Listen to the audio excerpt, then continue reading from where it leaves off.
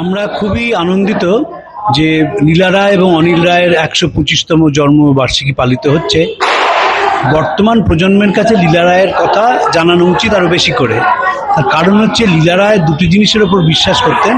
প্রথমটি হচ্ছে নারীদের শিক্ষা দেওয়া উচিত, দ্বিতীয়ত তাদের আত্মসচেতন করা এবং আত্মনির্ভর করা, অর্থনৈতিকভাবে যাতে তারা স্বাবলম্বী হতে পারে সেই চেষ্টা তিনি সারা জীবন করে গেছেন।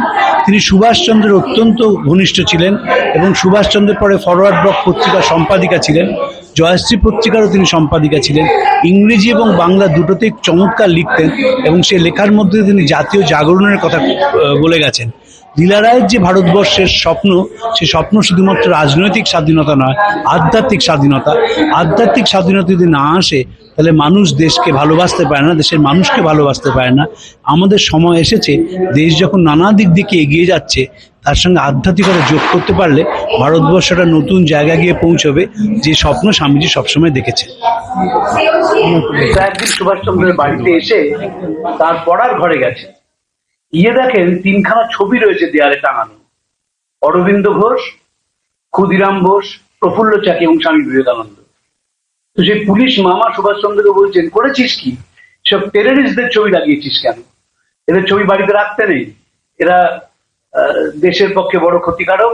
তখন সুভাষচন্দ্র বলেন যে অরবিন্দ ঘোষ, প্রফুল্ল চাকি এবং ক্ষুদিরাম তো বুঝলাম, স্বামীজি তো সন্ন্যাসী।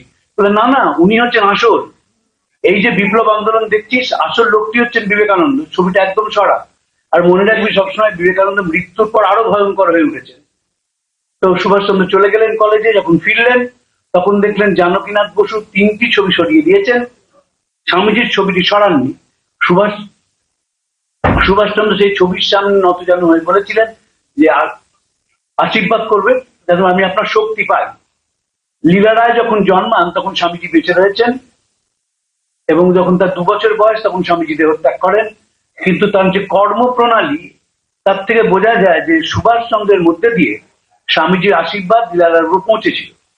স্বামীজির জন্ম শতবর্ষে তিনি একটি জয়শ্রী পত্রিকায় স্বামীজির উপর এডিটোরিয়াল লেখেন এবং তার যে বর্ণময় জীবন, সেই জীবনটি দেখবার মতন। স্বামীজির সঙ্গে ভারতবর্ষের যারা নারী শিক্ষার কথা বলেছেন তাদের মৌলিক পার্থক্য আছে। স্বামীজি শুধু নারী শিক্ষার কথা বলেননি, যাতে তারা অর্থনৈতিকভাবে স্বাবলম্বী হতে পারে সেই কথা বলেছিলেন। লীলা রায় গোটা জীবন নারীদের স্বাবলম্বী করার চেষ্টা করেছেন। দীপালি মেলা যা করেছিলেন, সেই মেলায় মেয়েরা তাদের নিজেদের তৈরি করা জিনিস বিক্রি করতে পারে এবং সাথে সাথে যাতে তারা অর্থনৈতিকভাবে কিছু উপার্জন করতে পারে। আপনারা জানেন যারা স্বামীজি পড়েছেন, স্বামীজি যেখানেই গেছেন সেখানে মেলায় যাওয়ার একটা স্বামীজির ইচ্ছে হতো। স্বামীজি শিকাগো কনফারেন্সে মেলায় গিয়েছিলেন। 1895 সালে ইংল্যান্ডে যখন একটি বড় মেলা হয়, সেখানে তার মেজ ভাই এবং স্বামী শারদানন্দজি গিয়েছিলেন।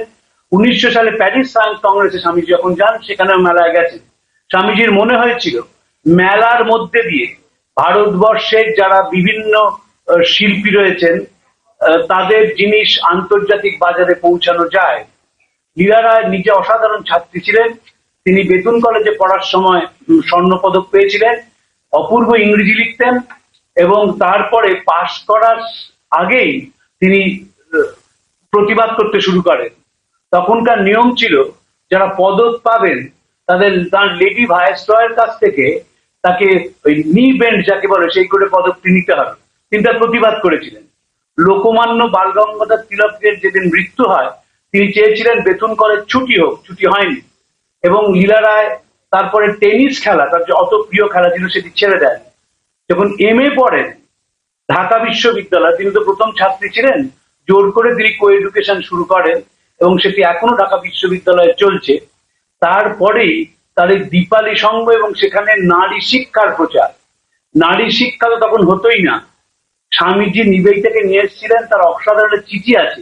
নিবেদিতাকে লিখেছিলেন, তোমার ঐকান্তিকতা, তোমার পবিত্রতা এবং তোমার দেহে প্রবাহিত কেল্টিক রক্ত তোমাকে যোগ্য নারী রূপে তৈরি করেছে। এবং কালী পুজোর দিন 1898 সালে নিবেদিতা স্কুল প্রতিষ্ঠিত হয়। সেই স্কুলের মূল উদ্দেশ্য ছিল নারীদের স্বাবলম্বী করা। লীলা রায়ের যে স্কুল, সেই স্কুল অনেক পরে প্রতিষ্ঠিত হয়। সেই স্কুলেও আমরা দেখব ছোট ছোট মেয়েদের এনে তিনি সে দীপালি স্কুল সেখানে শিক্ষা দিচ্ছেন এবং কি করে জীবন কাটাবেন চিঠি লিখছেন রবীন্দ্রনাথকে, রামানন্দ চট্টোপাধ্যায়কে এবং আচার্য প্রফুল্লচন্দ্র রায়কে। একটি ছাত্রী ব্রিটিশ পিরিয়ডে এইরকম তিনজন বড় মাপের মানুষের কাছে কিভাবে জীবনটা গঠন করবো লিখেছেন, এর দ্বিতীয় কোনো উদাহরণ নেই। এবং দীপালি সংঘ এবং দীপালি স্কুলের মাধ্যমে তার কাজ শুরু হয়। যখন জয়শ্রী পত্রিকা তিনি শুরু করেন, নারীদের পত্রিকা, সেই পত্রিকার আগেই কিন্তু আমাদের এখানে মেয়েদের কাগজ ছিল, যেমন বামাবদিনী পত্রিকা ছিল। সেই পত্রিকাতে নারী জাগরণের কথা ছিল না, নারীদের দৈনন্দিন সমস্যার কথা তুলে ধরা হয়েছিল। কিন্তু জয়শ্রী পত্রিকার স্বতন্ত্র পত্রিকা ছিল। রবীন্দ্রনাথ আশীর্বাদ করেন। পরে যখন নব কলেবরে জয়শ্রী বেরোয়, তার ছবিটি এঁকে দেন নন্দলাল বসু, এবং সেখানেও রবীন্দ্রনাথের আশীর্বাদ করেন। 1925 সালে যখন রবীন্দ্রনাথ ঢাকায় যান, সেখানে দীপালি সংঘ থেকে রবীন্দ্রনাথকে সম্বর্ধনা জানানো হয়। রবীন্দ্রনাথের সঙ্গে লীলা রায়ের যোগাযোগ ছিল। এবং দেখবো আমরা যে সব সময় স্বামীজির পথে চলেছে। স্বামীজি একটি কথা বলেছিলেন রাজনীতির ব্যাপারে, বলেছেন, before giving any political ideas, first deluge the land with spiritual ideas. রাজনৈতিক মতবাদ দেওয়ার আগে দেশ থেকে আধ্যাত্মিক মতবাদে ভরিয়ে দেয়। লীলা রায়ের যে সংগ্রাম, সেটি শুধুমাত্র রাজনৈতিক স্বাধীনতা অর্জনের সংগ্রাম নয়। সংগ্রাম হচ্ছে রাজনৈতিক স্বাধীনতা তো বটেই, তার সঙ্গে আধ্যাত্মিক মুক্তি, অক্ষমতা ত্রুটি থেকে মুক্তি। এবং সেই জন্য আমরা দেখব সাথে সাথে সব সময় তিনি সেবা কাজের সঙ্গে যুক্ত ছিলেন। তিনি নারীদের ভোটাধিকার আন্দোলনের সঙ্গে যুক্ত ছিলেন। যে ভোটাধিকার আন্দোলনের একজন নেত্রী ছিলেন স্বামীজি, শিষ্যা অলি সারাবুল, উইমেন সাফারেজ মুভমেন্ট আমেরিকায়, তার সঙ্গে যুক্ত হয়ে পড়েছিলেন সারাবুল এবং সারাবুলের অন্যান্য বন্ধুরা। লীলা রায়ও আমাদের নারী স্বাধীনতা, যাতে নারীরাতে ভোট দিতে পারেন, সেই আন্দোলনের সঙ্গে যুক্ত হন। জেল খেটেছেন দুবার। 1931 থেকে 37 তিনি জেল খাটেন, পরে আবার তিনি জেলে যান। তিনি ফরওয়ার্ড ব্লক পত্রিকার সম্পাদিকা হন।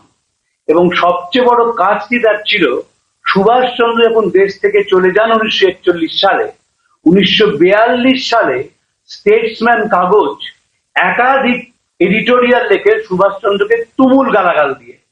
ফ্যাসিস্ট থেকে শুরু করে এমন কোনো শব্দ নেই যেটি স্টেটসম্যান ব্যবহার করেনি। লীলা রায় হিন্দুস্তান স্ট্যান্ডার্ডে তার প্রত্যেকটি লেখার প্রতিবাদ করেছিলেন। এবং যদি আপনারা পড়েন, দেখবেন ইংরেজি ভাষার জোর কাকে বলে। অসাধারণ ছাত্রী ছিলেন এবং সঠিক শব্দ প্রয়োগ। আমি যখন পড়ি সেই এডিটোরিয়াল গুলো, অবাক লাগে যে কতখানি সাহস হলে একজন নারী ঘোর ব্রিটিশ পিরিয়ডে এরকম এডিটোরিয়াল লিখতে পারেন। হিন্দুস্তান স্ট্যান্ডার্ডে তিনি একাধিক এডিটোরিয়াল লিখেছিলেন স্টেটসম্যানের এডিটোরিয়াল এবং রিপোর্টকে কাউন্টার করার জন্য। যেহেতু সুভাষচন্দ্র ত্রাস ছিলেন ব্রিটিশদের, সেই জন্য এইরকম ভাবে তারা সুভাষচন্দ্রের দেশত্যাগ এবং সুভাষচন্দ্রের সঙ্গে জার্মানির সম্পর্কটাকে নিতে পারেনি। এবং নিতে পারেনি ঠিক আছে, কিন্তু যে কি কদর্য ভাষায় আক্রমণ, সে কল্পনা করা যায় না। তখন তো ব্রিটিশ এডিটাররা ছিলেন স্টেটসম্যানের, তারা সেটিকে খুব বড় করে তুলে ধরেন। এই প্রসঙ্গে আরেকটি কথা আমি বলি, যখন জামশেদজি টাটা টাকা রেখে দেন যাতে একটি প্রতিষ্ঠান হয়, গবেষণামূলক প্রতিষ্ঠান, সেইখানেও লর্ড কার্জন তিনি সমালোচনা করেন এবং স্টেটসম্যান কাগজ এডিটোরিয়াল লিখেছিল কার্জনকে সমর্থন করে। এবং টাটার এই প্রয়াসটা যে আসলে ব্যক্তিগত বিজ্ঞাপনের প্রয়াস, সেটি লিখেছিল। তার প্রতিবাদ করে নিবেদিতা এডিটোরিয়ালে প্রতিবাদ করেন তার চিঠিতে, লেটার টু এডিটারে। সেই রকম যে ইংরেজি, সেরকমই আমরা লীলা রায়ের ইংরেজিতে পাই। একেবারে ধুয়ে দিয়েছিলেন এখনকার ভাষায় যাকে বলা হয়। এবং এমন ভাবে তিনি লিখেছিলেন যে স্টেটসম্যান আর কোনোদিন সুভাষ বোসের বিরুদ্ধে এডিটোরিয়ালে লেখেনি, ওইখানেই বন্ধ হয়ে যায় 1942 সালে। আমরা দেখব গান্ধীজির সঙ্গে নোয়াখালীতে 90 কিলোমিটার 6 দিনে হেঁটেছিলেন এবং সেইখানেও তিনি রিহ্যাবিলিটেশন সেন্টার করেন। আমাদের দুর্ভাগ্য যে এই 1946-এর যে নোয়াখালী রাইট, তার উপর কোনো প্রামাণ্য বই নেই। যে বইগুলো আছে সেগুলো সব এক পেশে লেখা। কি যে সীমাহীন অত্যাচার হয়েছিল মানুষের, কল্পনা করা যায় না। দুটি সময়কার কোনো বই নেই, নোয়াখালী রায়তের কোনো বই নেই, কোনো বই নেই 1971 সালে বাংলাদেশে নারীদের উপর যে অত্যাচার হয়েছিল। ম্যানচেস্টার গার্ডিয়ানে 3টে লেখা আছে, প্লাইট অফ দি হিন্দুস, এছাড়া কোনো বই নেই। সেইখানে লীলা রায় গিয়ে রিহ্যাবিলিটেশন সেন্টার করেছিলেন। এই প্রসঙ্গে একটি কথা বলে রাখি, রামকৃষ্ণ মিশন সেই সময় অপূর্ব প্যাম্পলেট ছাপিয়েছিল, এটি আলোচনার বিষয় নয়, কিন্তু সমবেতভাবে সেই যে যন্ত্রণাক্লিষ্ট মানুষের পাশে দাঁড়ানো সেটি সমাজ করেছিল। লীলা রায় তার ব্যতিক্রম নন। গান্ধীজির অসহযোগ নন কোঅপারেশন মুভমেন্টকেও তিনি সিভিল ডিসোবিডিয়েন্সকেও তিনি সমর্থন করেছিলেন। আবার সাথে সাথে বিপ্লবী আন্দোলনে তিনি বিশ্বাস করেছিলেন। তার কারণ তিনি মনে করতেন সুভাষ বোসের কথায়, সশস্ত্র বিপ্লব ছাড়া দেশের মুক্তি হবে না। আমার বারবার মনে হয় যে স্বামীজি থেকে নেতাজি এবং লীলা রায় কেন এরা সশস্ত্র বিপ্লবে বিশ্বাস করতেন, কারণ তাদের মনে হয়েছিল রাজনৈতিক স্বাধীনতা না এলে ভারতবর্ষের যে সর্বজনীনতা, তার চিন্তার মধ্যে, চেতনার মধ্যে, দর্শনের মধ্যে, সেদিকে আন্তর্জাতিক স্তরে পৌঁছানো যাবে না। সেই কারণেই এরা বিপ্লবের মধ্যে দিয়ে ভারতের রাজনৈতিক স্বাধীনতা এবং তারপর যে ভারতীয় দর্শন সেদিকে প্রচার করার কথা ভেবেছেন। কিছুদিন আগে আমার কাছে একটি বই আছে, ম্যানচেস্টার বিশ্ববিদ্যালয়ের একজন ভদ্রমহিলা, তিনি ইটালিয়ান, সরবোন ইউনিভার্সিটি থেকে এমফিল করেন, ম্যানচেস্টার থেকে সম্প্রতি পিএইচডি করেছেন কলকাতার নারী বিপ্লবীদের নিয়ে। কল্পনা দত্ত, লীলা রায় এবং আর যার কয়েকজন ছিলেন তাদের উপর। সেই মেয়েটি বাংলা শিখলো শুধুমাত্র এদের লেখা অরিজিনাল লেখাগুলো পড়বে বলে। এখনকার যে শিক্ষা ব্যবস্থা, তাতে কোথাও এই বিপ্লবীদের কথা পড়ানো হয় না, কোথাও হয় না। আমি কিছুদিন আগে যখন এই আমন্ত্রণটি অমলানদার কাছ থেকে পাই, কলকাতা বিশ্ববিদ্যালয়ে পড়ান একজন ইতিহাসের অধ্যাপককে জিজ্ঞেস করলাম, আচ্ছা লীলা রায়ের ওপর বলবো, কি বলুন তো? তিনি সঙ্গে সঙ্গে আপনার লীলা রায় মানে সত্যজিৎ রায়ের পিসিমা, তিনি বলে গেলেন কি লিখেছেন। মাথাতেই এলো না যে লীলা রায় অনিল রায়ের স্ত্রী, এই লীলা রায় বিপ্লবী নেত্রী, এবং তিনি লীলা রায় কি কাজ করেছেন, লীলা মজুমদার সেটা পুরো বলে চলে গেলেন। এটি হচ্ছে আমাদের দেশের অবস্থা।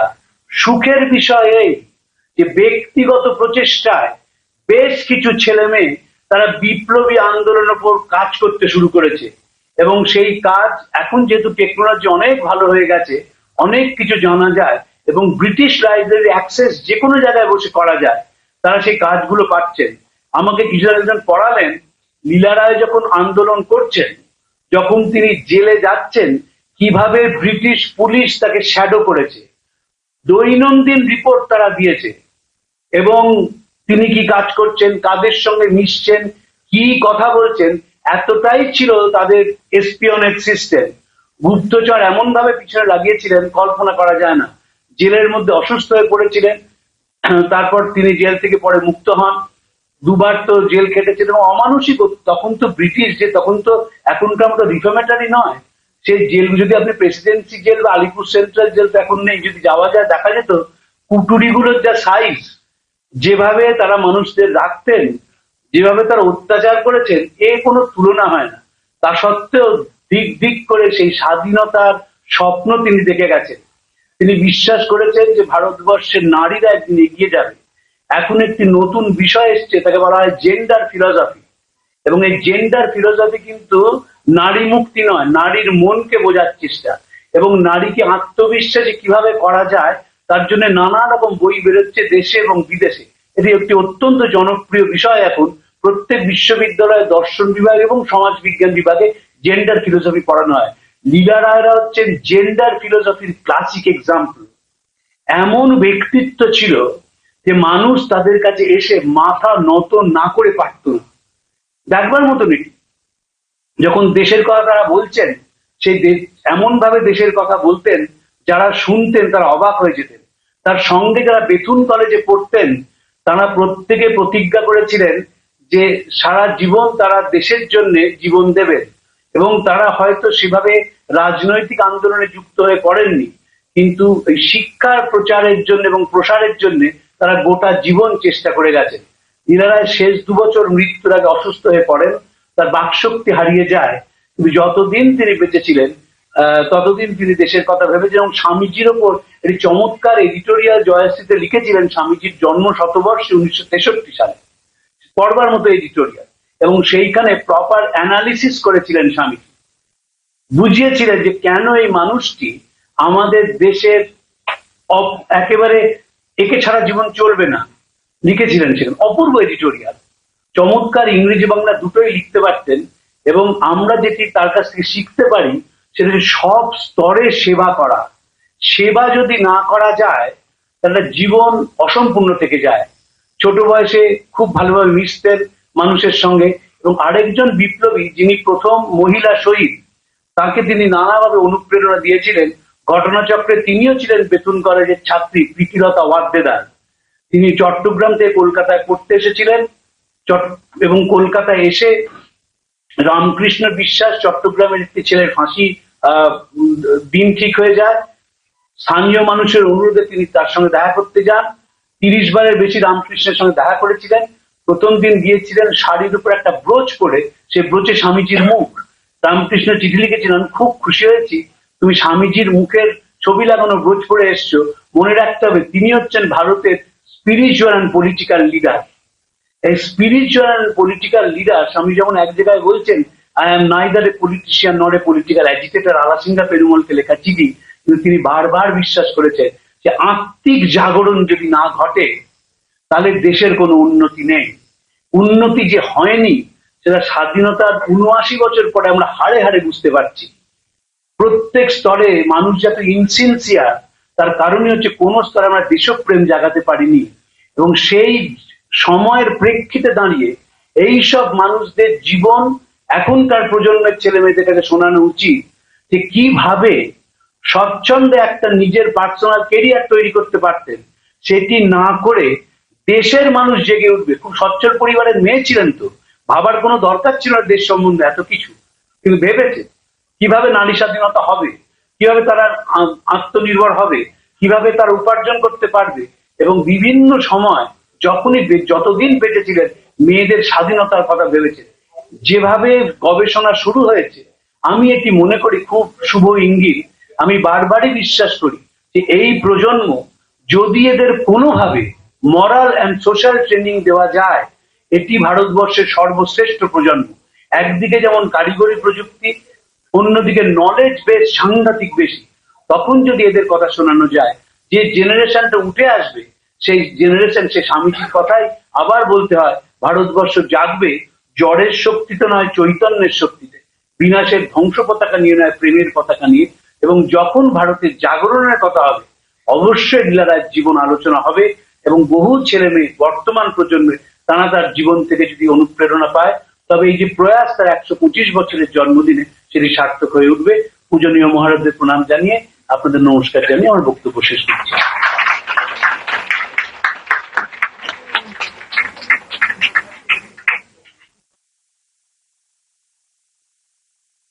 আপনারা এতক্ষণ শুনলেন প্রবীণ সাংবাদিক শ্রী তরুণ গোস্বামী মহাশয়ের গবেষণামূলক বক্তব্য। এরপরে আমাদের আজকের যিনি প্রধান অতিথি বক্তা স্বামী বলভদ্রানন্দজি মহারাজ, তাকে আমি অনুরোধ করব মহারাজ যদি তার অভিভাষণ শুরু করেন। শ্রীরামকৃষ্ণ, শ্রীমা সারদা দেবী, স্বামী বিবেকানন্দকে প্রণাম। এই কক্ষ যার নামে স্বামী শিবানন্দ মহারাজ, তাকেও প্রণাম জানাই। আজকে যার স্মরণে, যার 125তম জন্মবর্ষ পালন করছি, লীলা রায়, লীলাবতী নাগরূপে নামে যিনি জন্মগ্রহণ করেছিলেন, তার উদ্দেশ্যে শ্রদ্ধা নিবেদন করছি। তার সারা জীবনের সঙ্গী প্রায় বয়স্ক শ্রী অনিল রায়ের উদ্দেশ্য শ্রদ্ধা নিবেদন করছি। মঞ্চে উপস্থিত আছেন সুবর্ণানন্দজি, তাকে প্রণাম। লীলা রায়ের পুত্র সম ভ্রাতুষ্পুত্র শ্রী বিজয়নাথকে আমার শ্রদ্ধা, দীর্ঘদিনের যোগাযোগ তার সঙ্গে। আর তরুণ গোস্বামী, তিনি এখন প্রবীণ সাংবাদিক হয়েছেন। তিনি যখন তরুণ ছিলেন তখন থেকে আমার সঙ্গে পরিচয়, তাকে আমার বিশেষ ভালোবাসা, নমস্কার। অদ্ভুত জীবন, যার প্রতি শ্রদ্ধা নিবেদন করতে আমরা এসেছি। ঘটনার উপরে যদি ভিত্তি করা যায়, ঘটনা বলে শেষ করা যাবে না। যোগ্য পিতামাতার গৃহে তার আগমন, গিরিশচন্দ্র নাগ। তিনি বাংলা এবং আসামের সিভিল সার্ভিসে ছিলেন, কিন্তু সরকারি উচ্চপদস্থ কর্মচারী ব্রিটিশ সরকারে। কিন্তু সাজাত্যবোধ, আদর্শবোধ সেটি ছিল। তিনি যখন ওদের মানিকগঞ্জ সাব ডিভিশনের ম্যাজিস্ট্রেট, সেই সময় একজন ইংরেজ একটি হিন্দুকে, হিন্দু নয় ভারতবাসীকে, হিন্দু বা মুসলমানকে, নেটিভ আর কি ওদের ভাষায়, তাকে হত্যা করে ফেলে। তা ম্যাজিস্ট্রেট বলে যেহেতু একজন ভারতীয় খুন হয়েছে, কাজেই ওটা যেন একটু কম খুন, সেই জন্য তাকে তার উপরে জোর সৃষ্টি করেছিল ওই গিরিশচন্দ্র নাগের উপর, যে সাজা যত অল্প হয়, কিন্তু তিনি একটি প্রমাণিত হত্যার যেমন সাজা হওয়া উচিত সেই সাজায় দিয়েছিলেন। তার জন্য তিনি সরকারের বিরাগ ভাজন হয়েছিলেন। এই পরিবারে জন্ম, এবং মাতাও ছিলেন বিদুষী কুঞ্জলতা। তা একটু আগেই বিজয়বাবুর কাছে শুনলাম যে স্বামী বিবেকানন্দ যখন 1901 সালে পূর্ববঙ্গে গেছিলেন, তখন এই গিরিশচন্দ্র নাগের গৃহে তিনি গেছিলেন বা ছিলেন, এবং অবশ্যই লীলা রায়কে তিনি দেখেছেন। এবং বিজয়বাবুর বিশ্বাস যে স্বামীজি হয়তো লীলা রায়কে কোলেও নিয়েছিলেন, যার জন্য এই অগ্নিস্ফুলিঙ্গ, যে একদম স্বামী বিবেকানন্দের প্রভাব, নিবেদিতার প্রভাব। স্বামীজি এবং নিবেদিতার সংস্পর্শে তিনি আসেননি, নিবেদিতার সংস্পর্শে হয়তো আসতে পারতেন, কিন্তু যেহেতু নিবেদিতা যখন শরীর যায়, তার লীলা রায়ের বয়স তখন হবে 11 বছর। যেহেতু ঢাকাতে বা আসামে তিনি ছোট জীবনটা কাটিয়েছেন, সেই জন্য সেটা সম্ভব হয়নি। কিন্তু একটা নিবেদিতার ছায়া, স্বামী বিবেকানন্দ যেরকম নারী চেয়েছিলেন, আপনারা জানেন যে স্বামীজির এটি একটা মূল কথা, যে শিক্ষা ছাড়া, শিক্ষা হচ্ছে একটা ম্যাজিক। স্বামীজি হচ্ছে ভারতবর্ষের অনেক সমস্যা আছে, কিন্তু শিক্ষার এই জাদুমন্ত্র ছাড়া কিন্তু কোনো সমাধান, এমন কোনো সমস্যা নেই যেটা that cannot be solve by the magic of education. এখানে একটা কথা বলি যে আমরা অনেক সময় এই, যদি একই অর্থ, কিন্তু এটা কিন্তু স্বামীজির মুখ থেকে নিঃসৃত নয়। Education is the panacea for social evils, কথাটা সত্য, এই ভাবের কথা আছে, কিন্তু এইটি স্বামীজির উদ্ধৃতি নয়, কোনো কারণে স্বামীজির নামে চলে গেছে। কিন্তু স্বামীজির শিক্ষা সম্বন্ধে অনেক কথা আছে, যে শিক্ষার দ্বারা সব হবে, এই কথাটিও যেমন, যে শিক্ষার জাদুমন্ত্র বলে সমস্ত সমস্যার সমাধান হতে পারে। এবং আরেকটা স্বামীজির মূল কথা হচ্ছে কি, যে মেয়েদের, পুরুষদের নেতৃত্ব, পুরুষদের শিক্ষা বা পুরুষদের মুক্তি যাই আমরা বলি, সেটা যেমন পুরুষদের হাতেই হবে, তেমনি নারীদের শিক্ষা, নারীদের জাগরণ, সেটা নারী নেতৃত্বে হবে। স্বামীজি সেই জন্য বিদেশ থেকে এখানে ফেরার পরেই তিনি নারীদের জন্য বিদ্যা শিক্ষার এবং নারীদের জাগরণের জন্য নারী নেত্রী খুঁজছিলেন। ঠাকুর পরিবারে একটি বিদুষী নারীর প্রতি স্বামীজির খুব আস্থা ছিল। এমনকি দ্বিতীয়বার যখন তিনি যাবেন, তখন তিনি সঙ্গে যাবেন এরকম ভেবে নিয়েছিলেন। স্বামীজির সঙ্গে তার অনেক চিঠিপত্রের আদান প্রদানও হয়েছে, এবং তিনিও বিদুষী, ভারতীয় সংস্কৃত জানেন, উপনিষদ জানেন। এবং স্বামীজি সেই চিঠিতে লিখছেন যে বিদেশের লোক দেশীয় পরিচ্ছদে পরিহিত ভারতীয় নারীর মুখ থেকে ঋষি মুখ নিঃসৃত উপনিষদ শুনছে, এটা যখন আমি ভাবি, আমি রোমাঞ্চিত না হয়ে পারি না। কিন্তু একটা জায়গায় আটকে গেল, সেই আটকে যাওয়াটা হচ্ছে কি, তারা উপনিষদকে বিশ্বাস করেন, কিন্তু পুতুল পূজারী শ্রীরামকৃষ্ণকে বিশ্বাস করা সম্ভব নয়। এবং সম্ভবত স্বামী বিবেকানন্দের কাছে সেটি শঙ্করী প্রসাদ বসুর বইয়ে আছে, আপনারা পড়ে নিতে পারেন।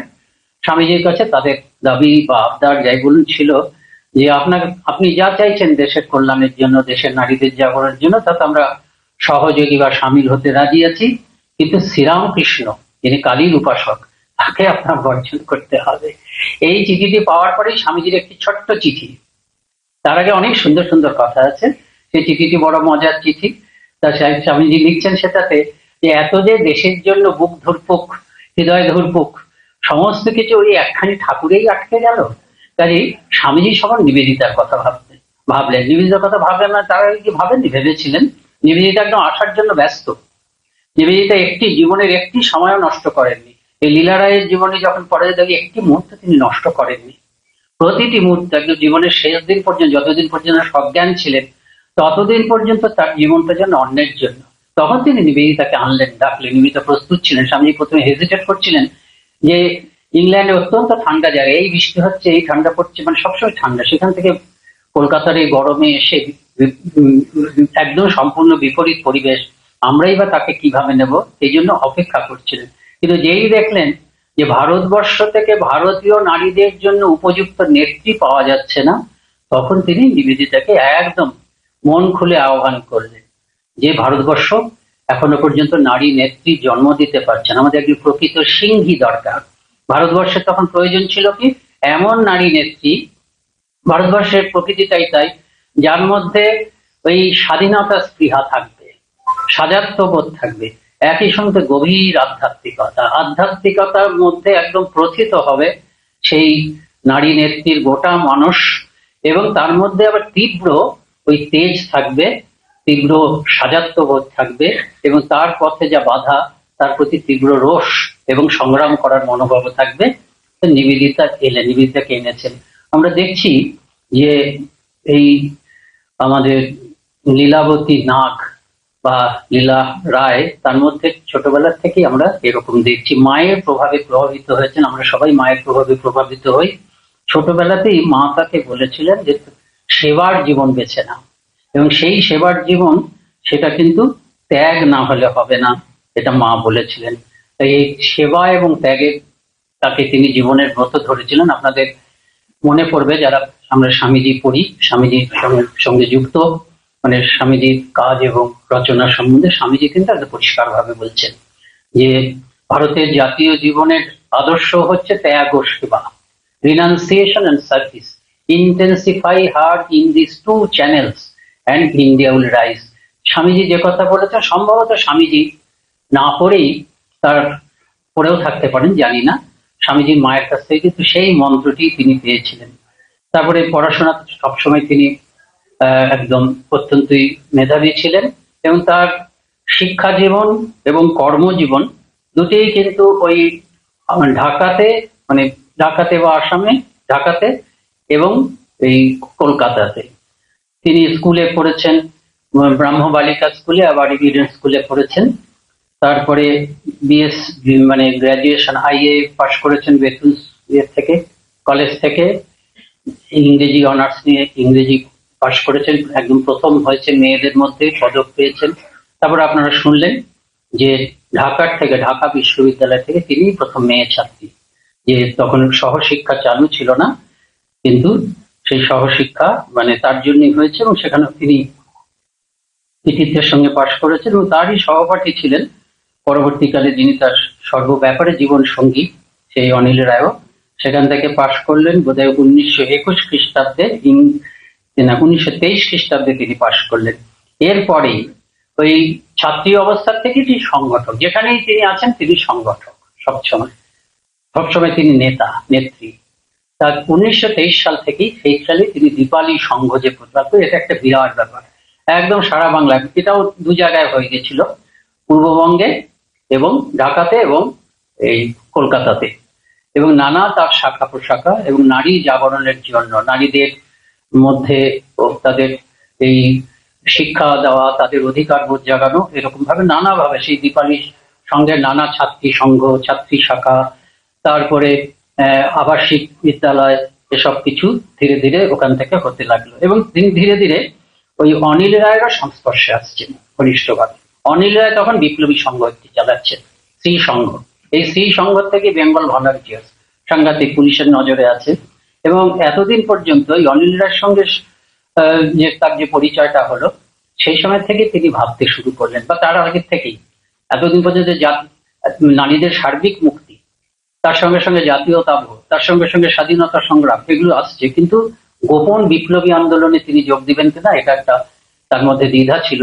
দীর্ঘদিন আলাপ আলোচনার মধ্যে, যুক্তি তর্কের মাধ্যমে তিনি শেষ পর্যন্ত কিন্তু ওই শ্রী সংঘে যোগ দিলেন। এই দীপালি সংঘের সঙ্গে শ্রী সংঘের যে যে সংযোগ হলো, এটা কিন্তু ভারতবর্ষের ওই স্বাধীনতা সংগ্রামে, বিশেষ করে নারীদের এই স্বাধীনতা সংগ্রামে যুক্ত হওয়ার ক্ষেত্রে একটা বিরাট মানে একটা ভূমিকা ছিল।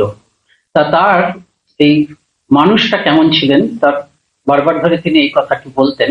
দীর্ঘ মানে ঘটনা বলার সময় নেই, এত তার জীবন এত ঘটনায় পরিপূর্ণ। তা তিনি বারবার ধরে এই কথাটা বলতেন, আমি মানুষকে ভালোবাসি। এই কথাটা তিনি বলতেন, আমি মানুষকে ভালোবাসি। তিনি বলছেন যে তার নিজের কথাটাই আমি বলছি, যে তিনি যে মানুষকে ভালোবাসে বলেই বিপ্লবী। বিপ্লবী তিনি বলতেন আমি মানুষকে ভালোবাসি। বিপ্লবীর জীবন তো কণ্টকময়, ক্ষত বিক্ষত হতে হয়, বিশ্বাসঘাতকতা আসে, যাদের কাছ থেকে যা চাওয়া যায় আশা করা যায় সেগুলো আসে না। কিন্তু তা সত্ত্বেও তিনি বলতেন যে আমি চির বিপ্লবী জীবনকেই চাই, কারণ আমি মানুষকে ভালোবাসি, চিরদিন বেসেছি, আমার সকল কাজের উৎসাহ হচ্ছে তাই মানুষের প্রতি ভালোবাসা। সেই জন্য ভালোবাসা আমার বন্ধন নয়, ভালোবাসা আমার কাছে প্রেরণা ও আনন্দ, এরকম কথা তিনি বলেছেন। এবং দেখা যাচ্ছে সত্যি সত্যি জীবনের শেষ দিন পর্যন্ত তিনি মানুষকে ভালোবেসেছেন। একজন বড় মানুষ, তাকে তো তার ছোটখাটো ঘটনা দিয়ে বোঝা যায়। 1931 খ্রিস্টাব্দে তিনি ওই জয়শ্রী পত্রিকাটি তিনি শুরু করলেন। এই জয়শ্রী পত্রিকাটি শুরু, এটার আশীর্বাদ করলেন রবীন্দ্রনাথ ঠাকুর, এবং এই নামটিও রবীন্দ্রনাথ ঠাকুর দিলেন। এবং এটি হচ্ছে মেয়েদের পত্রিকা, মেয়েরা লিখবে, মেয়েরা সম্পাদনা করবে, মেয়েরা পরিচালনা করবে, এবং মেয়েদের মধ্যে দেশাত্মবোধ, মেয়েরা যাতে শঙ্কাহীন ভাবে দেশের জন্য কাজ করতে পারে, শঙ্কাহীন ভাবে যাতে মেয়েরা খোলাখুলি এবং শঙ্কাহীন ভাবে মেয়েরা যাতে দেশের জন্য ভাবতে পারে, দেশের জন্য কাজ করতে পারে, সেই প্রেরণা জাগানোর জন্য জয়শ্রী পত্রিকা। এটাই হচ্ছে জয়শ্রী পত্রিকার আদর্শ। রবীন্দ্রনাথ আর অনেকবার রবীন্দ্রনাথ অনেক লেখা দিয়েছেন, সব রবীন্দ্রনাথের বিশেষ আশীর্বাদ ছিল। আর এই যে দীপালি সংঘ মহিলাদের একত্র করেছেন, রবীন্দ্রনাথ একবার বলেছিলেন দীপালি সংঘে নানা রকম লেভেলে নানা রকম অনুষ্ঠান হতো, তো এরকম একটা সম্মেলনে রবীন্দ্রনাথ বোধহয় উপস্থিত ছিলেন। তিনি বলছেন যে আমি গোটা এশিয়াতে এত বড় মহিলাদের এত বড় সম্মেলন আমি কখনো দেখিনি। তা এইভাবে তিনি কাজ করছেন। তারপরে তিনি জয়শ্রী পত্রিকা বেরোলো। প্রথম তিনি গ্রেপ্তার হলেন হচ্ছে, কারাগারে গেলেন হচ্ছে এই 1931-32 সালে তিনি গেলেন, প্রথম কারাগারে গেলেন। সেখানে তিনি এবং তার সঙ্গে আরেকজন ছিলেন রুনু সেন, এবং তার অনেক কর্মীরাও ছিল, সহকর্মী ছিল, তাদের রেণু সেন, তাদেরকে ডেটিনিউ করে কারারুদ্ধ করে রাখা হলো। এবং তিনি ছাড়া পেলেন হচ্ছে 1987 অক্টোবর মাসে। 6 বছর তিনি প্রায় সব মিলিয়ে, মানে ব্রিটিশ সরকারের সময় সব মিলিয়ে 10 বছর তিনি ইয়েতে ছিলেন। পরেও আবার কারাগারে যাবেন 1942 খ্রিস্টাব্দে, 1946 আবার তিনি কারাগার থেকে মুক্তি পাবেন। এরকম যখন দ্বিতীয়বার যখন কারাগারে আছেন, ওইদিকে আজাদ হিন্দ ফৌজ তৈরি হয়েছে। নেতাজি তার আদর্শ হয়েছিলেন, তো পরে নেতাজি তার উপরে খুব আস্থা ছিল, ভালোবাসতেন। এবং নেতাজি যখন ফরওয়ার্ড ব্লক করলেন, এই ফরওয়ার্ড ব্লক নেতাজি চলে যাওয়ার পরে ওই অনিল রায় এবং লীলা রায় ওই জেল থেকে বেরোনোর কিছুদিন পরেই তারা বিবাহ সূত্রে আবদ্ধ হন 1938 সালে। তখন নেতাজি যখন চলে গেলেন, অন্তরালে চলে গেলেন, অন্তরালে মানে শেষবারের মতন নয়, এই ব্রিটিশ সরকারকে ধুলো দিয়ে যখন চলে গেলেন, সেই সময় অনিল রায় এবং দিলীপ রায় এরা দুজন মিলেই ফরওয়ার্ড ব্লক তারা বিভিন্ন জায়গায় সংগঠন করেছেন, এবং ফরওয়ার্ড ব্লক পত্রিকাটিও কিন্তু তখন সম্পাদনা করছেন। নেতাজি যখন কারাগারে যাচ্ছেন তখনও এই জয়শ্রী পত্রিকাও তিনি চালাচ্ছেন, আবার ফরওয়ার্ড ব্লক ইংরেজি পত্রিকা সেটিও তিনি চালাচ্ছেন, খুব আস্থাভাজন ছিলেন। তার দ্বিতীয়বার যখন তিনি ওরকম মানে পরাধীন ভারতবর্ষে ওই 45-46 খ্রিস্টাব্দে কারাগারে আছেন, তখন আজাদ হিন্দ ফৌজের একজনকে নেতাজি ভারতবর্ষে পাঠিয়েছিলেন। কিভাবে তিনি বিশেষভাবে একজন সর্দারজি কিভাবে তিনি মুক্ত পেয়েছিলেন, তাতে গান্ধীজির একটু ভূমিকা ছিল। তাকে নেতাজি বিশেষভাবে বলে দিয়েছিলেন যে তুমি গিয়ে ভারতবর্ষে লীলা রায়ের সঙ্গে যোগাযোগ করবে। এই জয়শ্রী পত্রিকাতেই আমি পড়েছি সেই চিঠি, যে তিনি সরাসরি হয়তো যোগাযোগ করতে পারেননি, সেই যে আজাদিন বাহিনী, তিনি একটা অদ্ভুত চিঠি লিখছেন, তাতে বোঝা যাচ্ছে যে নেতাজি তাকে কি চোখে দেখছেন এবং ওরা কি চোখে দেখছেন লীলা রায়কে। তিনি জেলের অন্তরালে, যে আমরা অপেক্ষা করছি কবে আপনি জেল থেকে বেরিয়ে আসবেন, গোটা ভারতবর্ষ আপনার নেতৃত্ব চায়, গোটা ভারতবর্ষের নারীরা এবং পুরুষরা আপনার নেতৃত্ব চায়। এরকম একজন ছিলেন, আমরা ভুলে গেছি, সত্যি সত্যি ভুলে গেছি। আমরা কয়েকজন মানুষ, এই সত্যি কথা বলতে গেলে আমি নিজে বলছি, আমরা স্কুলে পড়ার সময় কখনো লীলা রায়ের কথা শুনিনি, নেতাজি সুভাষচন্দ্রের কথা পড়েছি, কিন্তু এটা দুর্ভাগ্য। দুর্ভাগ্য শুধু আমার নয়, গোটা মানে যারা আমাদের পাঠ্যক্রম করেছে, আমি তো পড়িনি, তরুণ হয়তো পড়ে থাকতে পারে, তার অনেক পরে লীলা রায়ের কথা জেনেছি। এগুলো আমার কার ক্ষতি? আমাদেরই ক্ষতি। তা যাই হোক, বিরাট জীবন, ঘটনা বলে এই জীবনকে শেষ করতে পারবো না আমরা। বিরাট মানুষ ছিলেন, স্বামীজি বলতেন একটা মানুষ খুঁজে বলছেন না, মানুষকে ভালোবাসি, সত্যি সত্যি মানুষ ভালো, এবং মানুষকে ভালোবাসার জন্য বিপ্লব। একজন লিখেছেন এই জয়শ্রী পত্রিকাতে যে সন্ন্যাসী গেরুয়া পড়লে সন্ন্যাসী হয়, আমরা জানি ঠিকই, কিন্তু যার কোনো আত্মপর বোধ নেই তাকে আমি সন্ন্যাসী না বলে কি করে বলবো? আমরা দিদিকে দেখেছি, তার কোনো আপন পর ভেদ নেই, সবাইকে ভালোবাসছে। এটা দেখা যাচ্ছে জেলখানায় আছে, কোনো সময় চুপ করে নেই। বললাম না, নিবেদিতা যেমন জীবনের একটা মুহূর্ত নষ্ট করেননি। যেদিন থেকে স্বামীজিকে দেখেছেন, স্বামীজিকে দেখার আগের থেকে ইনিও যেন একটি মুহূর্ত তিনি নষ্ট করে, সবসময় সেবা, সবসময় কিছু করা। জেলখানায় আছেন, ওই জেলখানায় যে কত নিরক্ষরকে পাশ করিয়ে শেষ করে দিয়েছে 6 বছর। একবারে অ আ ক খ জানে না, অ আ ক খ থেকে পড়িয়ে পাশ করিয়ে মানে একদম গ্রাজুয়েট করেছে। যেদিন জীবনের শেষ দিন, এটা বোধহয় কি আপনার স্মৃতি কথাতেই নাকি বিজয়বাবুর স্মৃতি কথা, না তার স্মৃতি কথাতে আছে? জীবনের শেষ দিন মানে কি, তার শেষ দিন ওই যেদিনকার কি তার সেরিব্রাল অ্যাটাক হলো 1968 খ্রিস্টাব্দে। সেই সময় একদিন আগেই একটি অনাথ মেয়ে, এরকম অনেক অনাথ মেয়ে অনাথ ছেলেকে তিনি বড় করেছেন, একটি অনাথ মেয়েকে তিনি পালন করেছেন। তার সেদিনকে বিবাহ, এটি নিয়ে খুব চিন্তা করছিলেন তিনি। বিবাহের সমস্ত অ্যারেঞ্জমেন্ট তিনি করেছেন। তিনি বলছেন আমার মন থেকে একটা বিরাট ভার নেমে গেল। মাঝে মাঝে খোঁজ নেওয়াচ্ছেন, দেখো তো কি হচ্ছে, যে আছে সে খোঁজ নিচ্ছেন, যে তিনি তাকে দেখাশোনা করছেন, বোধহয় বিজয়বাবু হতে পারে, খোঁজ নিচ্ছেন যে বিবাহটি কি হলো, কোন পর্যায়ে গেল, হলো কিনা। যখন হয়ে গেল খুব নিশ্চিন্ত বোধ করছে, একটা যেন পাহাড় নেমে গেল।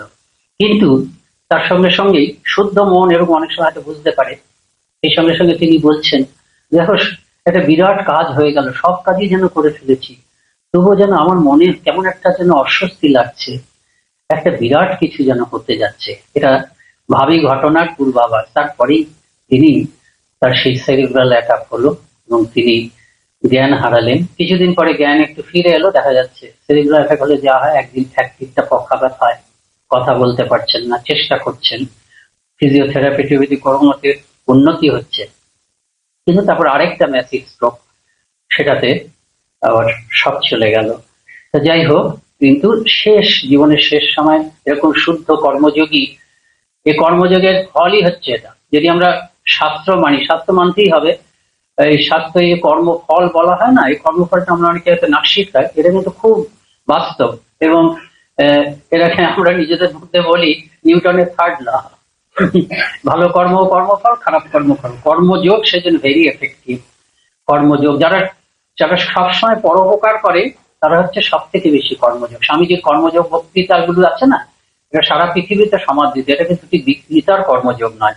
সেখানে স্বামীজি একটা খুব সুন্দর কথা বলছেন, আপনারা সবাই বুঝতে পারবেন যে কর্মযোগ ব্যাপারটা কি। আপনারা তো জানেন যে কোনো কর্ম ফল প্রয়োগ করবে, ফলটাকে আটকানোর একমাত্র উপায় হচ্ছে কর্ম ছাড়া নয়, কর্ম আমাকে করেই যেতে হবে। কর্মত্যাগটা কর্মফলকে আটকানোর উপায় না, কর্মফলটাকে আটকানোর উপায় হচ্ছে আমি নিষ্কাম ভাবে করা, আমি ফলটা আশা করবো না, ফলটা হবেই। যেমন লোকেশ চন্দ্রজি নরেন্দ্রপুর করেছেন, ফলটা হয়েছে, আমরা এখনো নরেন্দ্রপুর দেখছি, লোকেশ চন্দ্রজির কর্মের ফল নরেন্দ্রপুর। কিন্তু ওই নরেন্দ্রপুরের ফলটা তিনি নিজের উপরে নেননি, অহংকার করেননি, ফলটা রয়েছে, কিন্তু তিনি নিষ্কাম কর্ম করে ঠাকুরের চরণ তলে চলে গেছেন। এটা হচ্ছে গীতার কর্মযোগ। আমি কর্ম করব, ফলটাও হবে। আমি একটা মাছকে ভাজি, মাছটা ভাজা হবে না, ভাজা হবেই, কিন্তু কর্মটা পৃথিবীর জন্য ফল প্রয়োগ করবে, আমার জন্য ফল প্রয়োগ করবে না। ওটার মধ্যে আমার ওটাকে দিয়ে আমার কোনো আইডেন্টিফিকেশন থাকবে না। এই যে কর্ম, সেটি মনটাকে শুদ্ধ করে দেয়, একদম মন শুদ্ধ। মন শুদ্ধ মানে মেঘ চলে গেল, আকাশে সূর্য সবসময় আছে, ভেতরে ভগবান সবসময় আছে, বা পরমাত্মা সবসময় আছে। এই বিশুদ্ধ কর্ম মনটাকে শুদ্ধ করে দিলে ভগবান আসবে। তা স্বামী বিবেকানন্দ বলছেন পৃথিবীতে খুব কম সংখ্যক লোক কোন নিজের জন্য ফল কামনা না করে কর্ম করতে পারে, কিন্তু তাও প্রতি দেশে প্রতি যুগে, না প্রতি দেশে বলেনি, প্রতি যুগে এরকম 1-2 জন লোক দেখা যায় যারা কর্ম করে যাচ্ছে, কোনো ফল আকাঙ্ক্ষা করছে না। স্বামীজি বলছেন দে আর দি সল্ট অফ দি আর্থ, তারাই হচ্ছে পৃথিবীর সব থেকে নমস্য লোক। আবার এদের থেকে উঁচুতে একজন কথা স্বামীজি বলছেন, এগুলো কিন্তু গীতার কর্মযোগ নয়। গীতার কর্মযোগকে ভিত্তি করে স্বামীজির কর্মযোগ একেবারে আজকালকার দিনের উপযোগী কর্মযোগ। বলছে এদের থেকেও, গীতাতে এদের কি হয়তো salt of the earth, Swamiji salt of the earth বলছেন। বলছে এদের থেকেও উন্নত পর্যায়ের এক ধরনের মানুষ আছে। কারা?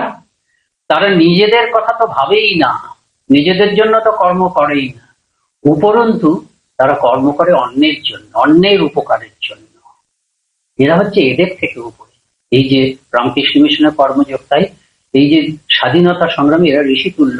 যে লীলা রায় যে কর্ম করেছেন সেই কর্ম হচ্ছে ওই পর্যায়ের। কাজেই আত্মজ্ঞান তো আসবেই, অধ্যাত্ম জ্ঞান তো আসবেই। শেষকালে অধ্যাত্ম একটা অন্তর্লীন মনোভাব তার মধ্যে এসেছিল বলে সবাই লক্ষ্য করত। আমি একটু উনি 17তম জন্মবর্ষে, মানে জন্মদিনে, মাত্র 17 বছর বয়স, সেই সময়ে দেখি এটা পাই কিনা, বাবার কাছে একটা চিঠি, সেইটা যে লিখেছেন সেটা বলে শেষ করছি।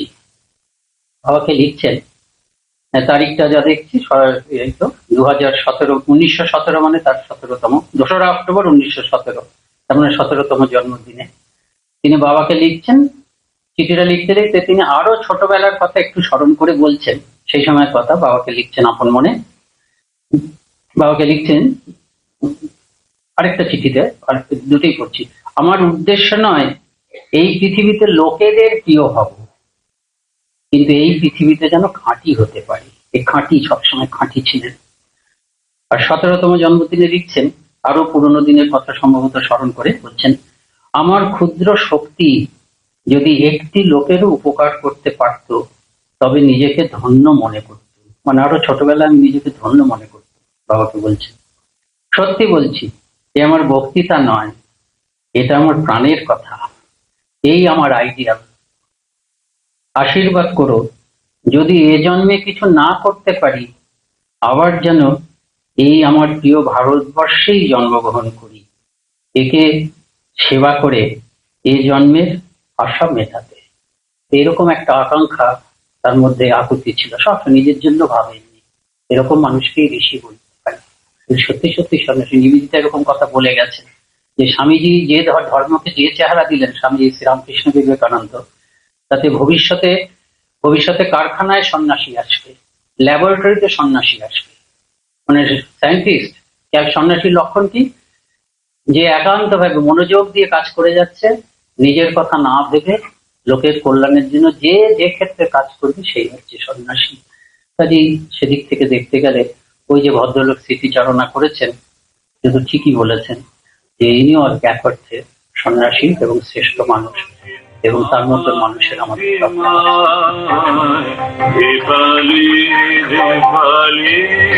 হরে হরে দেব জালি কোনে কোনে দেয়ালি আলোক ছড়ায়, মন্দির প্রাঙ্গণে মিলানো দলে দলে ভানু নাগ পাশে গোলাতে লুটায়।